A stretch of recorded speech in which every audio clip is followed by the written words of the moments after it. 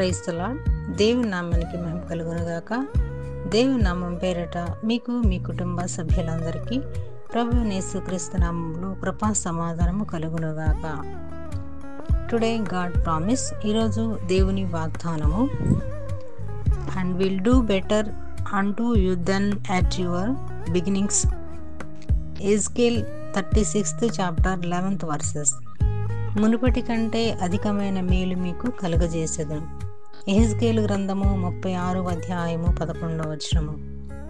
క్రీస్తునందు ప్రియ సహోదరి సహోదరులారా, మనము విశ్వాసంలో నమ్మకంగా మనం దేవుణ్ణి కలిగి ఉన్నట్లయితే, దేవుణ్ణి విడువక ఎడబాయక మనం హత్తుకుని ఉన్నట్లయితే, మరి యథార్థ ప్రవర్తన కలిగి ఉన్నట్లయితే దేవుడు మనకు ఎన్నో మేలు చేస్తారని వాగ్దానం మనకు తెలియజేస్తుంది.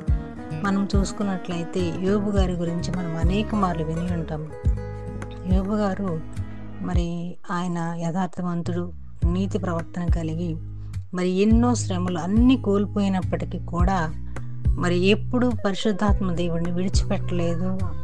మరి ఆయన హత్తుకుని ఉన్నాడు. దేవుడే ఇచ్చాడు, దేవుడే తీసుకున్నాడు, దేవునికి మాత్రమే మహిమ కలగాలని ఆయన ఎంతగానో దేవుని స్తుతించాడు. తన ఉన్నతమైన స్థితిని బట్టి, దీన స్థితిని బట్టి ఆయన ఎంతగానో దేవుణ్ణి కొనియాడాడు, కృతజ్ఞతాభావం కలిగి ఉన్నాడు. అలాగే మనం కూడా మరి కృతజ్ఞత కలిగి ఉంటున్నామో లేదో మనల్ని మనం పరిశీలించుకుందాం. మరి యోబు గారి జీవితంలో మనం పరిశీలించినట్లయితే మరి పోగొట్టుకున్న దానికంటే అధికంగా 2 రెట్లు ఆశీర్వాదాలను ఆయనకి ఇచ్చాడు. అలాగే మనము కూడా మనకున్న పరిస్థితులను బట్టి కృతజ్ఞత కలిగిన వారమై మరి దేవుడిచ్చే అధికమైన మేలును మనం అందరం కూడా పొందుకునే వారిగా ఉండాలని ఈ వాగ్దానం మనకి తెలియచేస్తుంది. ఇప్పుడున్న పరిస్థితి కాదు, కానీ దేవుని సమయంలో మనల్ని గొప్పగా దీవిస్తాడు. తన సమయం కొరకు మనము ఆశ కలిగి, ఓర్పు కలిగి, సహనం కలిగి ఉండాలని, మరి దేవుడిచ్చే అధికమైన మేలును మనం పొందుకునే వారిగా ఉండాలని దేవుడి వాక్యం ద్వారా మనతో మాట్లాడుతున్నాడు.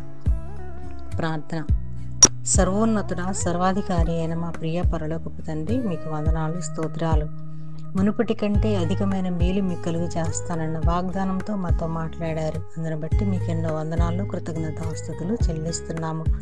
యోబు గారి జీవితం లాగా మేము కూడా యథార్థ ప్రవర్తన కలిగి, విశ్వాసం మందు నమ్మకము కలిగి, పడిపోయిన స్థితిలో కాదు కానీ ఉన్నతమైన స్థితిలో నిన్ను స్తుతించి ఘనపరిచి నిన్ను ఆరాధించే బిడలగా, అలాగే దీన స్థితిలోను ఉన్నతమైన స్థితిలోను నీకు కృతజ్ఞతా భావము కలిగి నిన్ను స్తుతించే భాగ్యం మాకందరికి దయచేయమని ఈ వాగ్దానం ప్రతి ఒక్కరి జీవితంలో నెరవేర్పు కలిగించమని యేసు నామములో అడిగి వేడుకుంటున్నాం తండ్రి. ఆమేన్.